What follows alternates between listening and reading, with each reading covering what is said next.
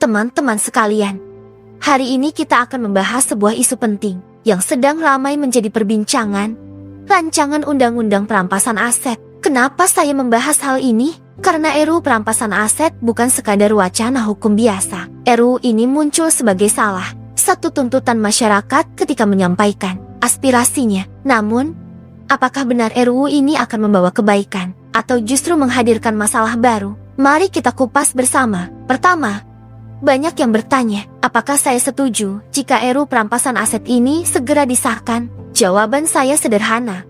Saya setuju, tapi dengan syarat. Kenapa dengan syarat?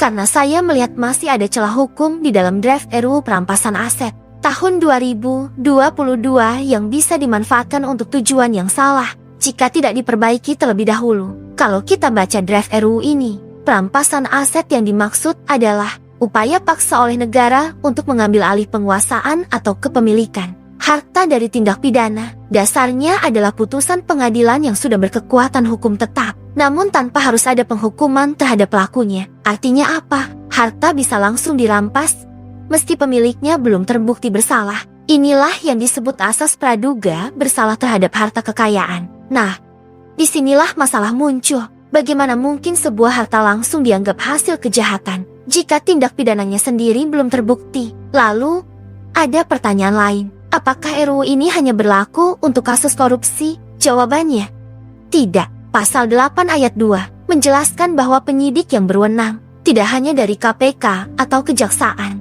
tapi juga kepolisian, BNN, bahkan penyidik pegawai negeri sipil. Artinya, RUU ini bisa berlaku untuk semua jenis tindak pidana. Di satu sisi, ini terlihat positif karena negara ingin tegas terhadap kejahatan. Tapi di sisi lain, dengan sistem hukum kita yang penuh celah, aturan ini bisa jadi pedang bermata dua. Mari kita lihat pasal 5 ayat kedua. Di situ dijelaskan bahwa aset yang bisa dirampas adalah harta yang tidak seimbang dengan penghasilan atau kekayaan yang asal-usulnya tidak jelas dan diduga terkait dengan tindak pidana. Kata kuncinya adalah dugaan. Semata-mata karena dianggap tidak wajar, harta itu bisa dirampas negara. Pertanyaannya, siapa yang menentukan wajar atau tidak wajar? Bagaimana standar yang dipakai aparat hukum? Inilah yang berbahaya. Celah ini bisa dimanfaatkan oknum untuk memeras, meminta imbalan, atau bahkan mengkriminalisasi seseorang. Bukan hanya itu, dalam pasal 1 angka 4, penyidik diberi kewenangan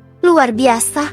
Mereka bisa meminta catatan transaksi keuangan, dokumen, bahkan informasi pribadi kita, dan lembaga terkait wajib memberikannya.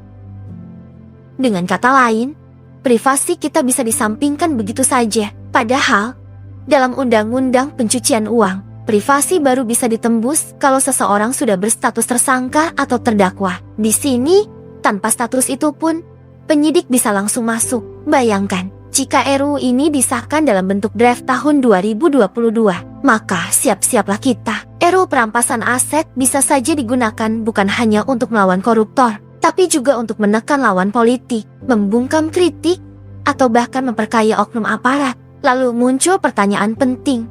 Kalau begitu, apakah kita menolak sepenuhnya RUU ini? Menurut saya, tidak. Perampasan aset koruptor atau pelaku kejahatan memang penting. Kita semua ingin para pelaku korupsi dipiskinkan. Bukan hanya di penjara, tapi jalannya bukan dengan RUU baru yang penuh celah. Yang seharusnya kita lakukan adalah memperkuat instrumen hukum yang sudah ada. Undang-undang tindak pidana, korupsi dan undang-undang pencucian uang sudah memberi dasar hukum yang kuat. Tinggal bagaimana penegak hukum memaksimalkannya dengan profesional, transparan, dan akuntabel. Karena percuma saja ada undang-undang baru kalau justru membuka peluang penyalahgunaan wewenang, merusak privasi warga, dan menambah ketidakpastian hukum. Jadi, teman-teman sekalian, mari kita renungkan bersama. RUU perampasan aset seolah membawa harapan besar, memiskinkan koruptor. Tapi dalam kenyataannya, isinya tidak sesederhana itu. Kalau kita lengah, bukan hanya koruptor yang jadi korban, tapi juga masyarakat biasa. Sekian penjelasan saya. Semoga bisa membuka wawasan kita semua. Terima kasih, dan sampai jumpa di pembahasan hukum berikutnya.